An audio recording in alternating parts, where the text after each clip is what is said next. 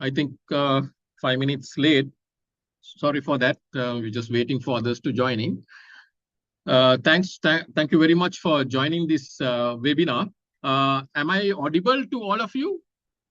If yes, just drop in a message saying yes, because if not, I will just need to readjust my system here.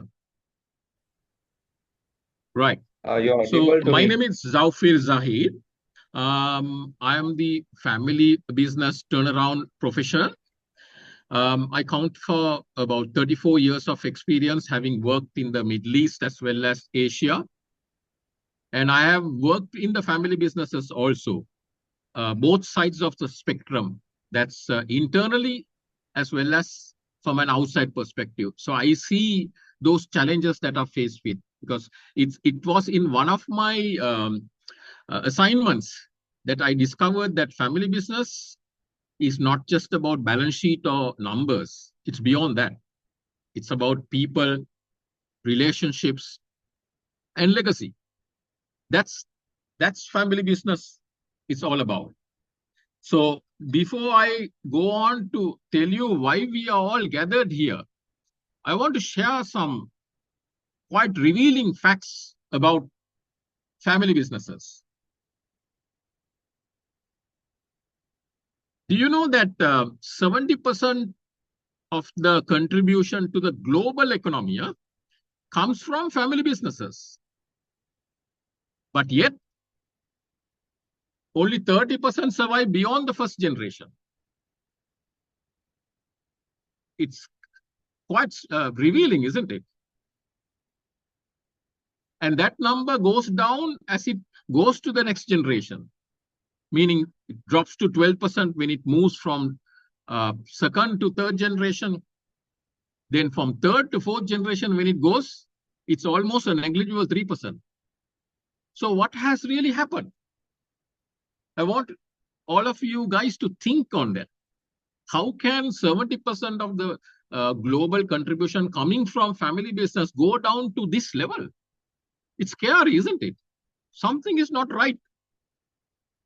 And the fact that it gives a more boost into these numbers is the fact that majority of the wealth, in fact, it's 85% of the wealth, comes from the founder and the first generation. So that tells you a story about what are the second and the subsequent generation doing, other than just preserving it. And on average, the lifespan of a family business is only 24 years. Even if you look around, you will find some of these large trees that have survived beyond this. And then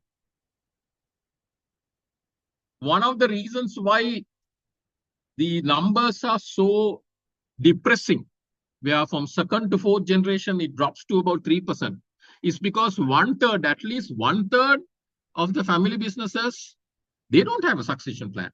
They wake up because of circumstances, because of events. So that tells you a story. And all these put together, these facts put together, single or one of the most important reasons why they have failed is because of trust and communication. Now, as you know, in any business, trust is important. But in family business, it has a twin importance. Why? From a family side as well as from the business side. Because if you don't have trust, you don't have a business. You don't have a family business. That's the fact of the matter. Most of these family businesses, they fail not because of poor strategy, not because of market reforms or transformations, or not because of competition. No, it's because of their own seeking. It's because of the unwillingness to discuss uncomfortable truths. Then also lack of clarity in the succession plan. No clear governance. No defined roles. In this background and atmosphere is what we are discussing today. It's very revealing, right? And also it's scary. So what I'm trying to say is every family business that runs, you should remember that if you don't overcome these challenges, then you're going to be in one of those 3% that gets into that, or 97% that fail, in fact. You want to be in that scenario. So that's the reason why we are here today, to discuss the way forward, to use this platform to educate, to create that awareness, and build a community that can act on a proactive basis, than wait for things to happen and then fail. When we had this idea of having the family, one of us wanted it to fail, right? Because when you talk of family business, it's all about building a brand. It's all about a legacy. And it's all about creating that impact, societal impact, for generations to come. So in building this community, I want to share it with you that why I got into this. What is the purpose? That's because I have seen from both a spectrum, from as an insider of working with the family business, as an external outsider, seeing what is happening and seeing why they have failed. And most of these have failed is because they don't understand the gravity, the seriousness of this. That's what has put them on the path, on the downward trajectory. And some of them believe that family and the business are two separate things. Don't mix it up. No. Legacy is all about one entity, about family business. That is the most important aspect that you look at when you are building a family business. And hence the reason why we are having this webinar. This webinar it's not a one-off situation, one-off event. It's rather a beginning of a long journey. You need to stay the course. That's very important, because if you stay the course, then you will succeed. So before I get into more discussing the challenges, here is your chance to start jotting down your challenges, your issues, the problems that you're faced with within your family business. Of course, I understand there is some confidentiality in some of those discussions. So feel free to send me a private message on the chat box, and rest of it, if you feel that everyone else can share, feel free to jot it down as I discuss those challenges that the family businesses face. Now, this is not all, but at a higher level, I'm talking of those majority of the challenges that family businesses come across. And as I shared those numbers, the revealing numbers, communication is at the heart of it. If you don't communicate properly, you are going to have trust deficits. And when you have trust deficits, you can't see eye to eye. It's too late. So that's hence the reason you have to have that seventh sense, they say, right? To find the issues, because now when you say poor communication, that means you're giving a chance for informal way of discussing. And that's deadly, I'll tell you. It's very toxic. If you don't have clarity in the communication, then that's the beginning of the disaster of that family business. And another clear issue that family businesses that face is the succession, which is the most important thing. Because ultimately, one generation is not going to have it all the time. You have to pass the baton, right? Like in in athletics, when you do a relay or when you do a 4x100, then each person has to pass the baton, and then the other person should be ready to take it. What if they drop the baton? Then you are going backwards. You're going to lose the race, right? So similarly, the succession has to be coordinated.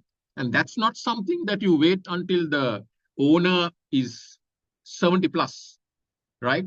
So that journey has to start very early in the day. When your second generation or the third generation is 15 years, 10 plus, start making him, because he is exposed early. Not all of us have that advantage. So make use of that and get him exposed to that, so that he will be ready by the time you're ready to, the first generation ready to retire, or the founder. Then another reason for failures of family business is the fact that there is no proper governance in systems. There is no process. There is no clarity of roles, responsibilities. So just imagine, like I have seen so many uh, family businesses in the Middle East where they thrust the next generation into it without clarity. What happens? So each one thinks that he is the man, but ultimately who suffers? It's your stakeholders, inside as well as outside. So that's another reason why it's important to have those processes, because it is the processes, if you have clarity in the processes, that helps you to go beyond the journey. Of course, this governance is a living document, so it has to be kept updated, evolved with times, because it's not how Gen X or Y thinks. The Gen Zs, the alphas and the betas are different now. So you have to keep updating as it goes along. And another important thing is that most of them, particularly when those founder first generation, their way of thinking has to gel with the next generation thinking, gel with what the market wants. Now, there are businesses, for example, like Kodak, even Blockbuster. Why did they get busted? It's because they didn't adapt. Adaptability is very important, and being agile in it is important, and adapt. These three A's are important ingredients when you're running a family business. It's all about long term. Look at how Walt Disney survived. Walt Disney's, then also Tata. It's a 16 decades old company. So these are some of the examples of those failed and those which have succeeded.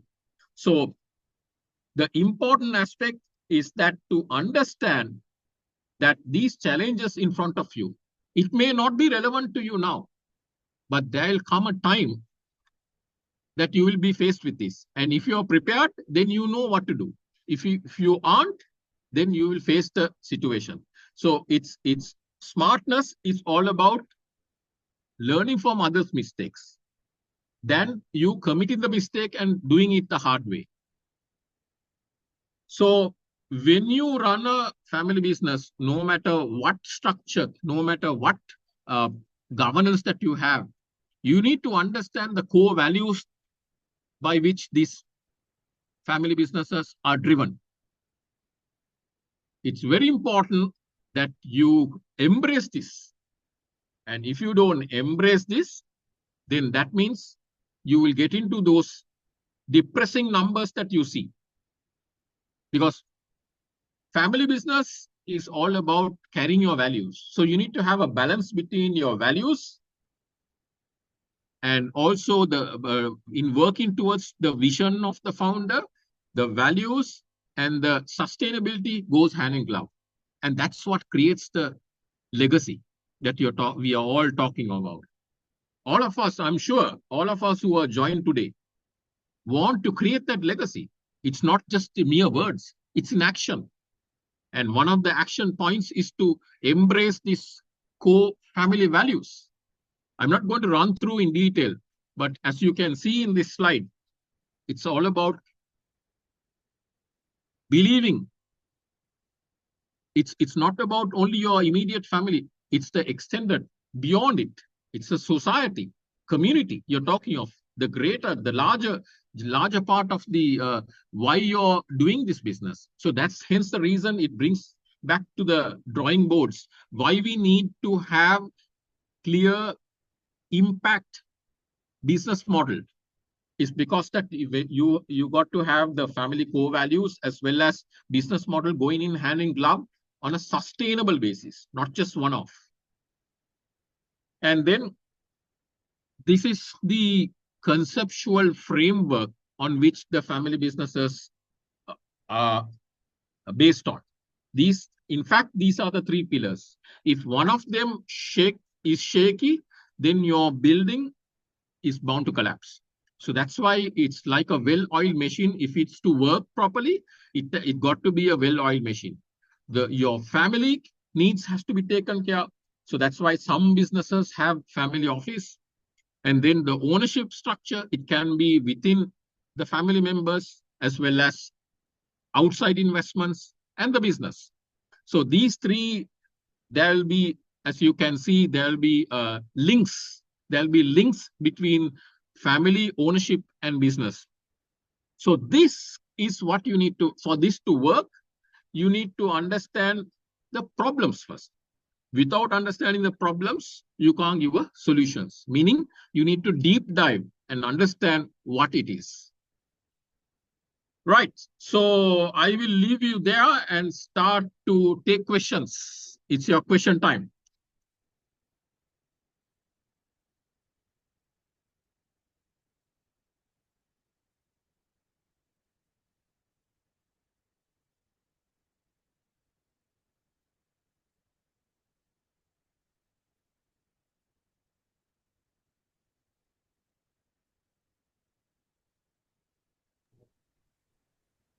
Since everyone choose to say silent, I'll fire you a question. Now, Please when go you say ahead. communication in your slide 2, you mentioned communication. Can you just Yes. elaborate the type of formal and informal communications that you reckon suitable for a family company in the first 5 years or so? How do you develop the structure of communication? Yeah, thanks, Rohan, for the question. Now let me, before I get into formal communication channels, let me explain what really happens there, because family and the business is invariably tied. So you will find people going into functions or chit chats, WhatsApp. Now with WhatsApp groups, they will have this discussions. That's fine, but that is where we need to have the formal structure. When you talk of formal structure, to say, for example, if you take between the business and the family, what's the link? We need to have a family council where you will have a head. All those family issues are directed through that head of that family council. So if you happen to be a larger business, then you will route it, you will have a family office, and all these gets through to the board. If you have a board, so say for example, if you're a medium size, you will naturally have a board of directors. If you don't have those board of directors, you will have uh, a management committee where one of the family members will come and sit there, and then that has to be routed through in that manner.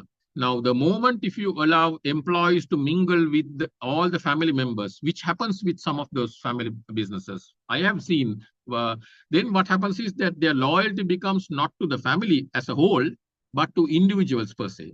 That will only create disaster. So if you have that in black and white clear, the communication channels, anything that you do, formal structure, then even the succession plan, make it transparent to all concerned. Now first you need to agree on the succession plan, the process that is involved in there within the family. Once that is done, then through the board, the management team will know how it's been done, and it has to be merit based, because just because you're blood related, you can't take a underperforming family member. That is only going to screw up your business. So that's why it's important to have that clarity. And then the governance structure, like the charter or the constitution, family constitution, then the shareholder agreements. These are the things by which it will spell out what is the formal channels that you need to communicate.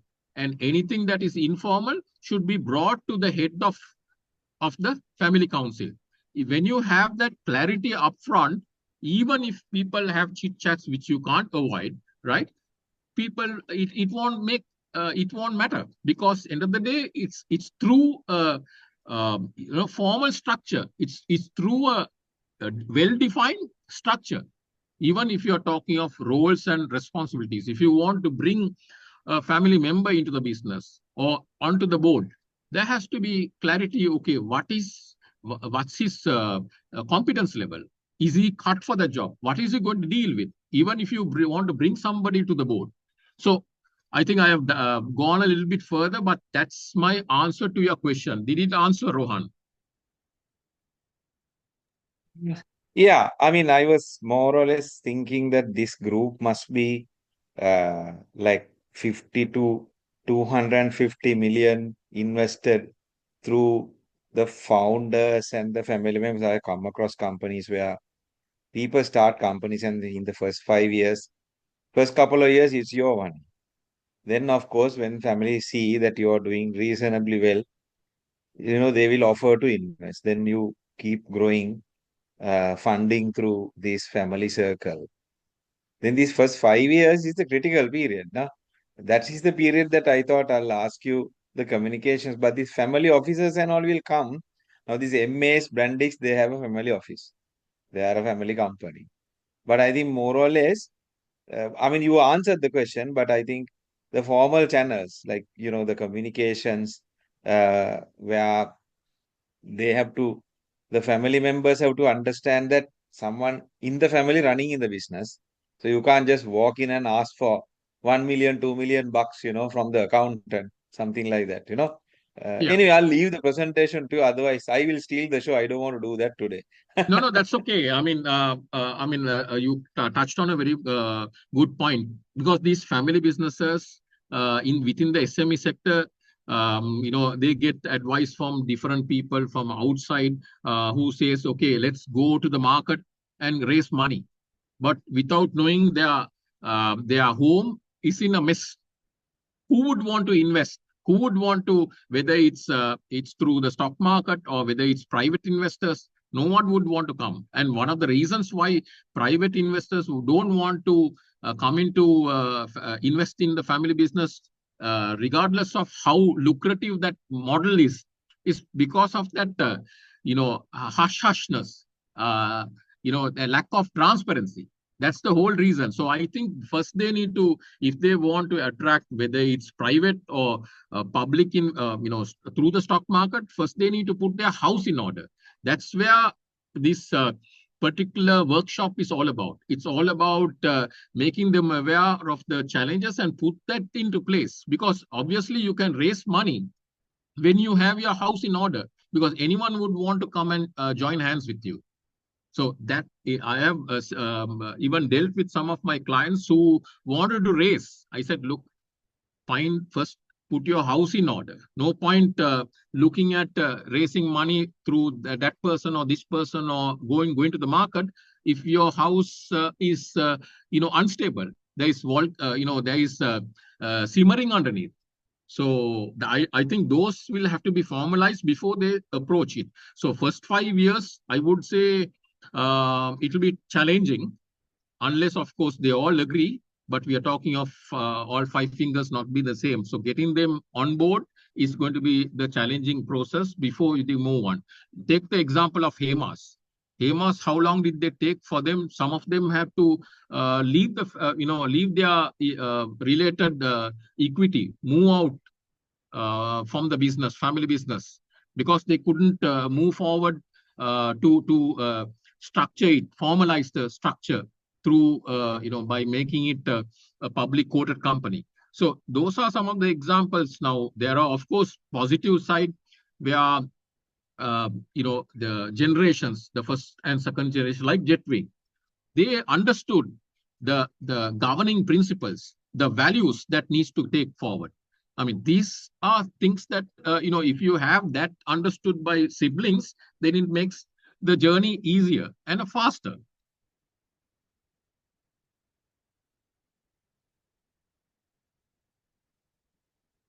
Thanks for raising that point, Rohan. Anyone else? Feel free. This is your forum.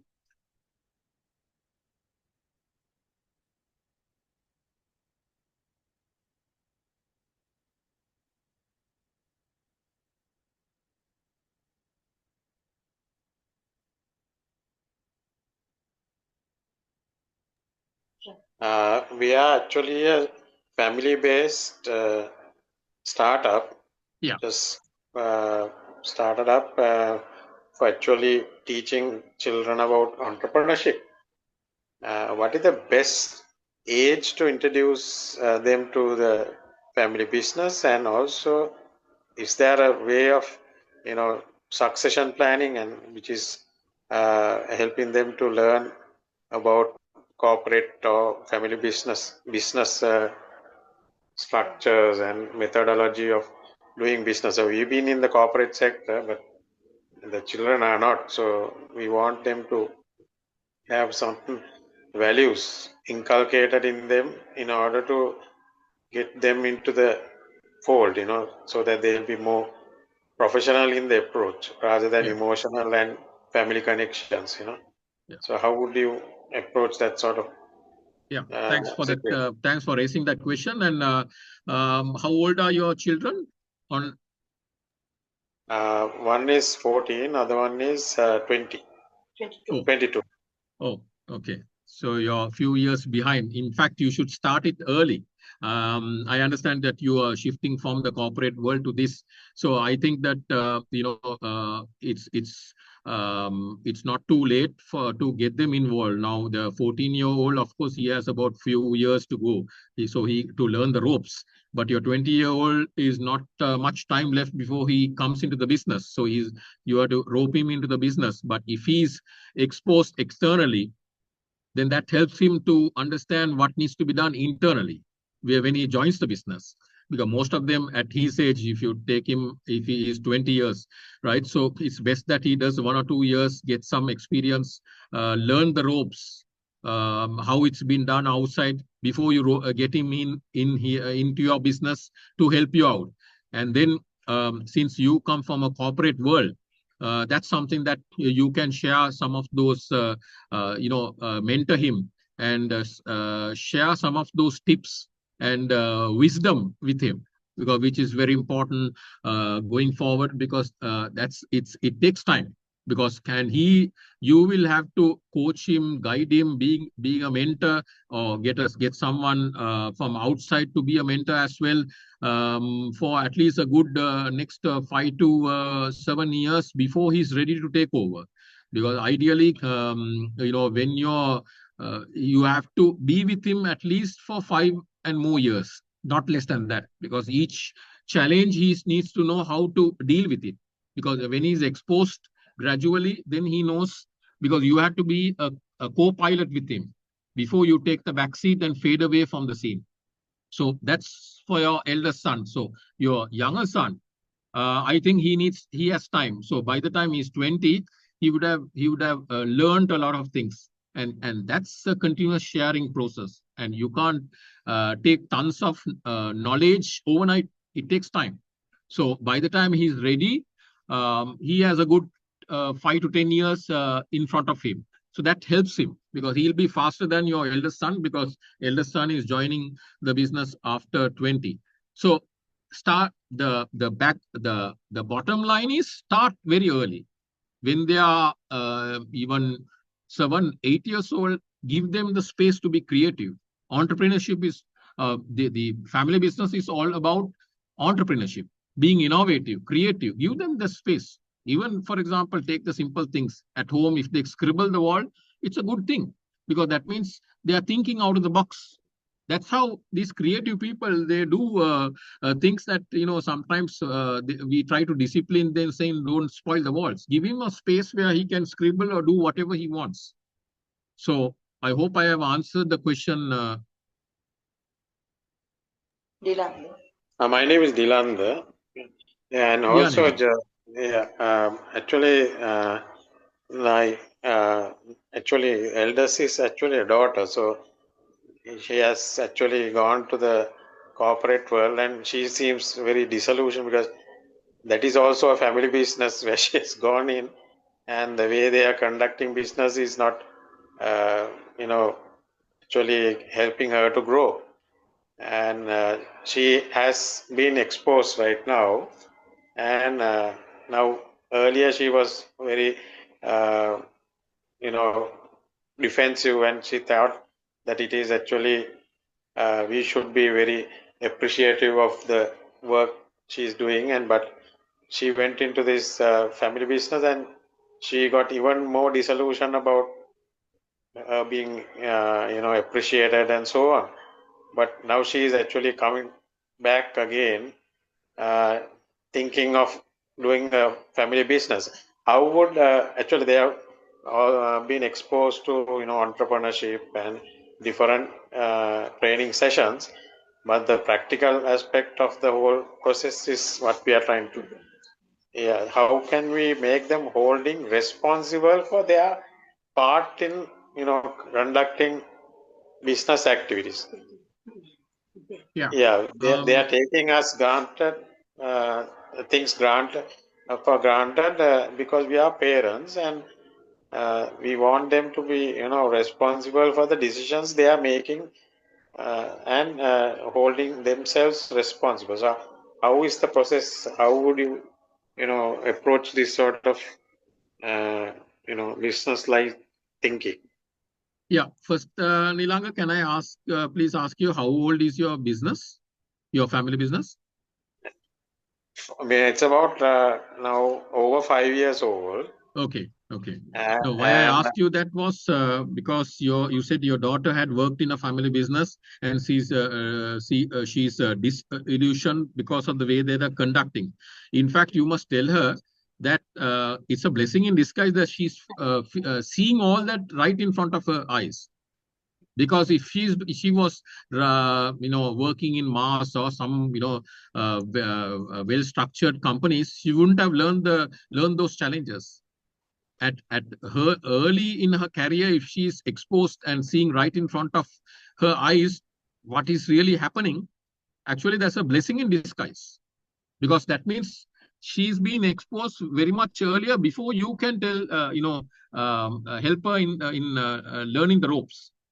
So that's actually beneficial. Anyone having gone through that, it's really a plus point. In fact, it's she's ahead in knowing that, rather than being disillusioned. It should be a positive experience for her going forward. So that's on that side. And the other one you were asking about, okay, how do you make them responsible? All you need, that's what I said in my presentation, the governance. You have to have clarity of the role that they're handling, the responsibilities, then what is their expectation. That has to be very clear. They should read and understand and tell that, okay, they have understood. Sometimes you get them to sign there, and then not leave them in the deep end. No, go through the journey initially, and then she comes from a corporate world, so she knows how it works. But only thing is, the clarity has to be there, what her role is, and give her a responsibility of that particular, say for example, P&L responsibility for a division. Give her the responsibility, but also you need to give her the tools for her to achieve the perform. If you don't give the tools, then how is she going to perform? So that's something that you need to make it clear upfront, discuss with her, agree upfront. So then she's clear, you're clear. What are the deliverables? So that's how I would approach things, Nilanga. Thank you so much. Just to give a little bit of feedback, this is exactly what I really wanted to experience. So that's why we sent them to this business for them, because there is no formal HR process, there is no formal accounts process. So it's not a professional business, but it is actually a going concern and very profitable for them.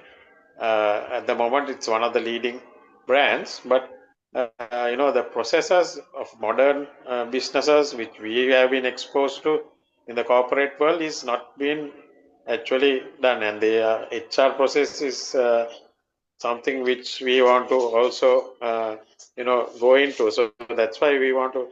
Is the social media part good for them, the children, to handle initially, because we are not so savvy with this newest social media methods. But so is it something we can decentralize for them to monitor, and then slowly come into the other decision making areas of the business? Is that area good to give them exposure?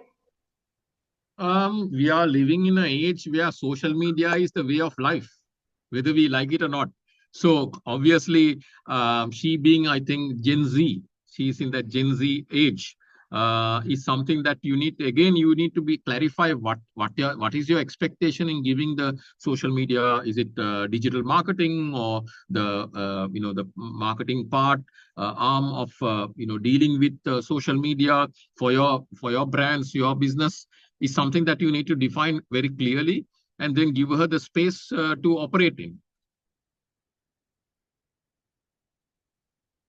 Thank you so much for your insight. My pleasure. Into this. Anyone else who have questions, feel free, please.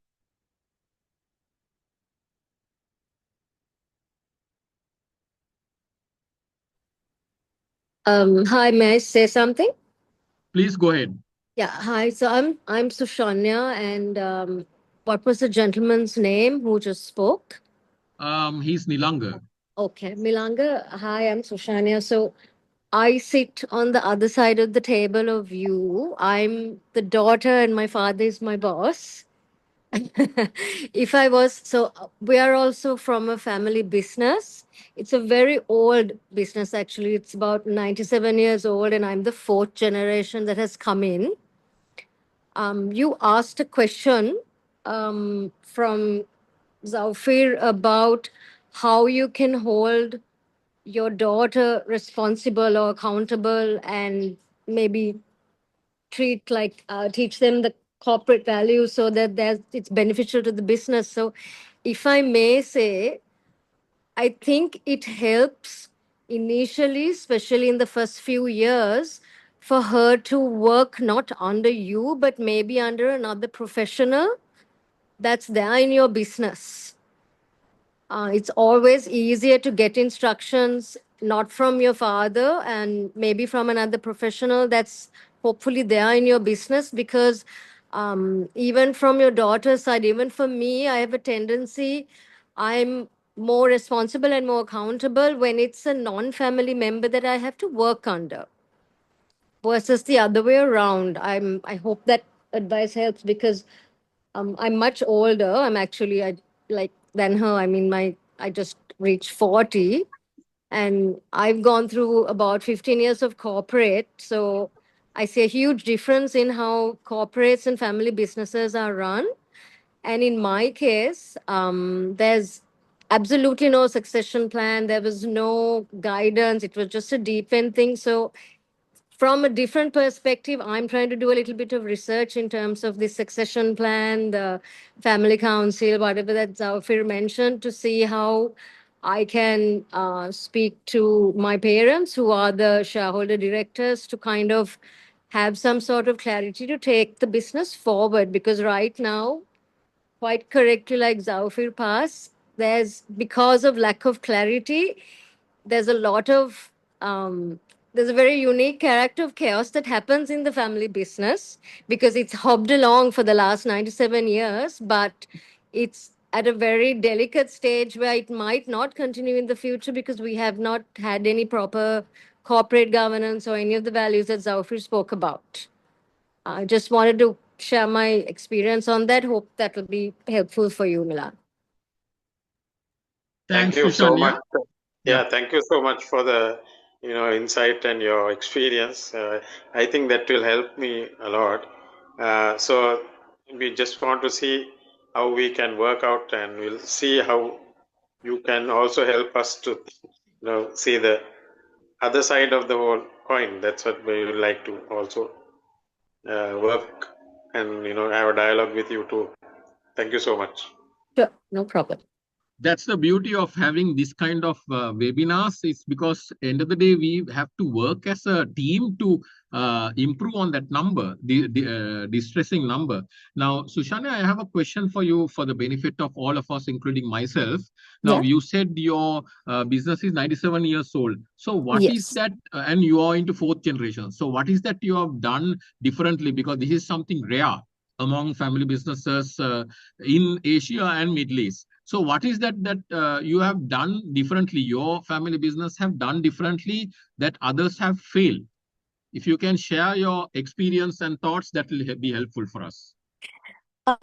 Ironically, Zowfir, I don't see, this is one of the first questions I had when my parents, when I joined, actually, I never wanted to join the family business. Growing up, as in amidst the family business, I had decided I definitely do not want to be part of this family business because I could see the meal tables, the after meals, from morning to evening. The only discussion that happens in the house is about the business. It is about either a loan or it is about a problem they had or some labor issue. So growing up, when I was in school, I was thinking, and it also showed that there were times there were strains. Obviously, there are strains in the relationships depending on what the situation was, because everyone in the family, other than my brothers and I who were still in school, was involved in the business. And what happened, like what you said, Zari, I don't actually have a clear answer as to how we've survived up to 97 years for the moment, because I think from my great granddad's time, there was quite a bit of luck that made us come this far, because we're in a very unique but different industry. So we are in leather, not products, but we are in the backward side of things, which is the difficult part of it. But we're seeing the cracks now and the difficulty, especially since COVID and since I've come in. I can see there's a lot to be done in terms of making sure that we pass the century mark and hopefully can take it even to the next generation. I think from the success side, I know when it comes, my father, that way, I must say, with all due respect and credit to him, he has never been like a dictator type of an owner slash director. He's always brought in. So his second tier has always had professionals, whether it's the finance, whether it's the production, whether it's the technical.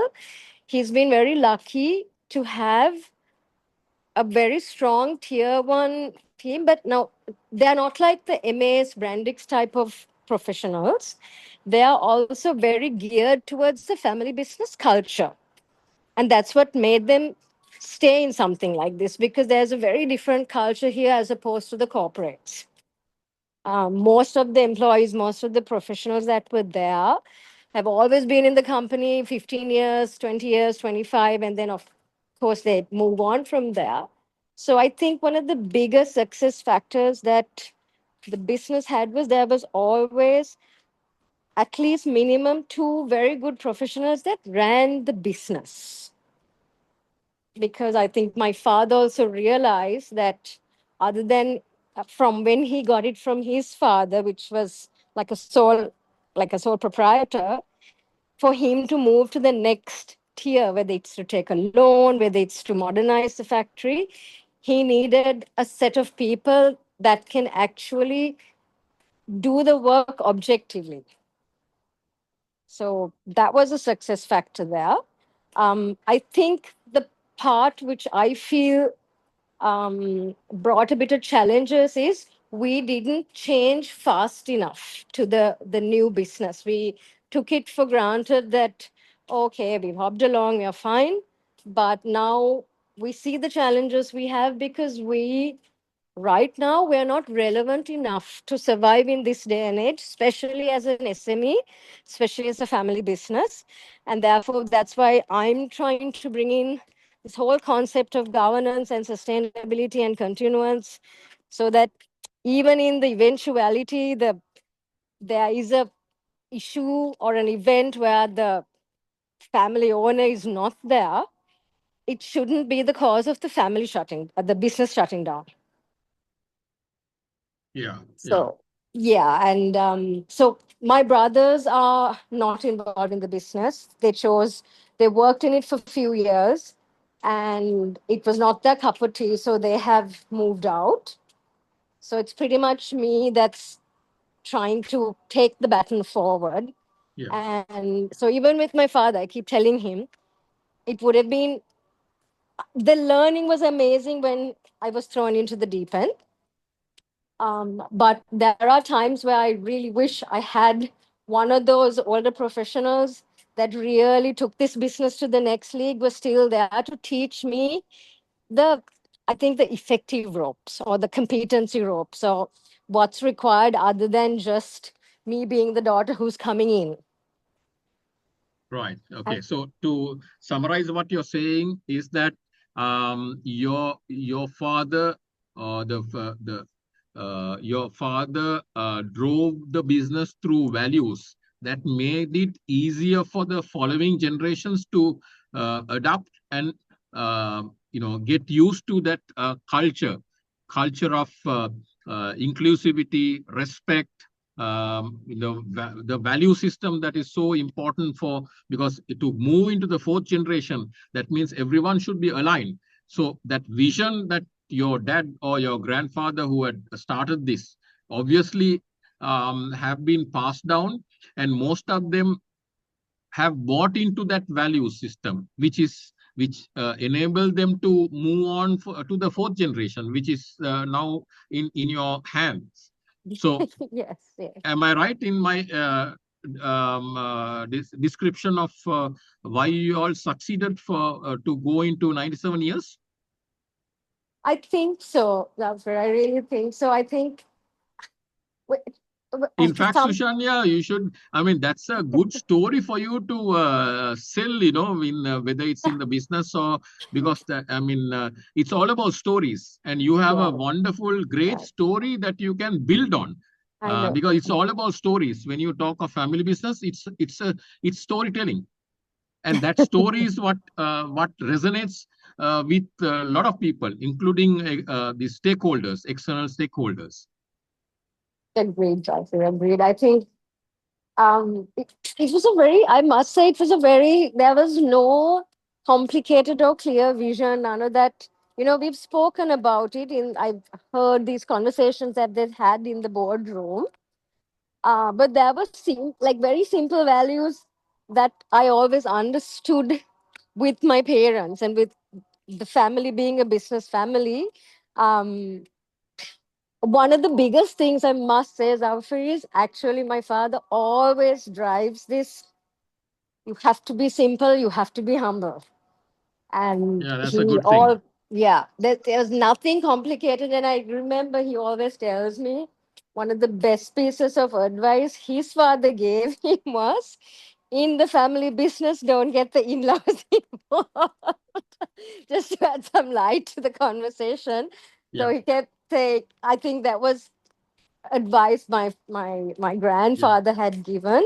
But one of the strongest values was this whole stay humble, stay simple, and move forward on it. Thanks, Sushanya, for really No problem.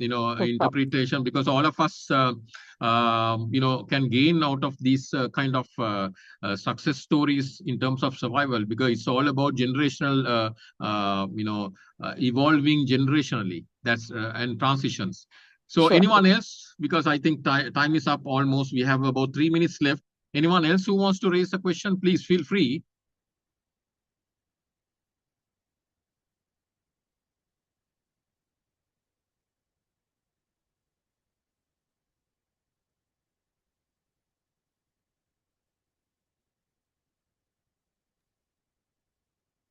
Zahid, are we winding up at 6:30? Is that the plan?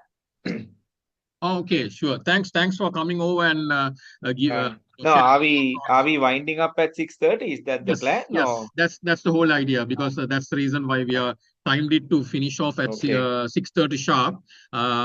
So we have another 2 minutes before we conclude the question and answers, and I have one more slide before we conclude for the day. Right. Anyone else? Zahid, would you mind if I say a few things and go Please, off? go ahead. Please, go ahead. Yeah, okay. Zahid, thank you so much for inviting. I saw you advertising this on Facebook. I'm not showing my face. I'm sorry about that. But ladies and gentlemen, I'm Rohan Senivaratna. I'm the Managing Director of Atara Capital. We have listed the most number of SMEs, family companies in the Colombo Stock Exchange. We are licensed and regulated by the Securities and Exchange Commission as a corporate finance advisor. That's a government regulator. Our PSI, NDB Investment Bank, Capital Lands, HNB Investment Bank, etc. Now I'm going to leave Zahid a link. Last Monday, we concluded a full circle transaction for a family company where we met this company in 2017. A husband and wife started this company. Of course, they were professionals in their own domain. 4 years, we helped them to groom their business. We've looked at the structures that were required to be listed in the CSC. 4 years down the line, we've got them a good auditor. Ladies and gentlemen, you've got to also go to a good audit firm. Then only they will tell you the importance of having proper disclosures. Now, family companies are very, very famous to declare if you have 100 million turnover, somebody tells you, okay, don't pay taxes, just declare 60 million. That's a cardinal mistake, ladies and gentlemen. If you want to grow, if you want to show your might, you got to show your proper turnover. You got to bring the correct cost structure and record the correct profit. Submit your annual reports on time, annual returns to the Inland Revenue, pay the taxes, then only you will attract private equity investors, right? Now, family companies are very famous to do this mistake. And also, you got to have a few people advising on non-executive independent directors on your board. You know, we are very reluctant to have outsiders, professionals advising us. So you got to do that as well. You know, little by little, have a audit Sorry, committee, Rohan, I a had to remuneration committee. interject you here, Rohan, because we Yeah. have the time is up. We are given time until 6:25, and Okay. for So me to Zahid, wrap it's up 5 okay. minutes. I will leave my contact with you. If anybody wants to talk to you, Yeah, let them divert the questions. sure. Because we've got a lot of experience on this family company restructuring and listing. So thanks, Zahid. All the very best to you. All right. Thank you. Thanks for joining. Thank you. Bye. Okay. Let me take you to this. Uh, Okay, so I think we had good interaction in today's discussion. Next week we are coming up with what is known as the legacy workshop. So anyone keen can join. The uniqueness of that workshop is where our promise is that we will answer all the questions that are raised at that workshop, which is going to be on the 24th, Wednesday 24th, from 4:30 to 7. So if anyone is interested, please feel free to get in touch with us, and then you can register because that is going to be something that most of you will learn a lot. Why do I say that? Because you will get there is a panel who will join us, one from Middle East who has experience, about 3 decades of experience dealing with large multi-generational families. So he has seen it all from the start until the fifth, sixth generations. And mind you, if you're talking of Middle East, there are so many complicated, complex issues within the family businesses there. So you will get the opportunity and chance to deal with that or to learn out of it, because learning from others' mistakes is something that will prevent you from committing that mistake, learning the hard way. So that's something that you will get. And also we give the promise that any questions you raise for that at the workshop, we will answer it either at the workshop or subsequently I will have a one-to-one session and answer all those questions that you will be raising. So that's the promise that we are giving. So it's a very rare, unique type of workshop. If you are interested, we can look at it. Even if you don't attend, this webinar will be the first of a series of webinars that I plan to conduct to build a community around.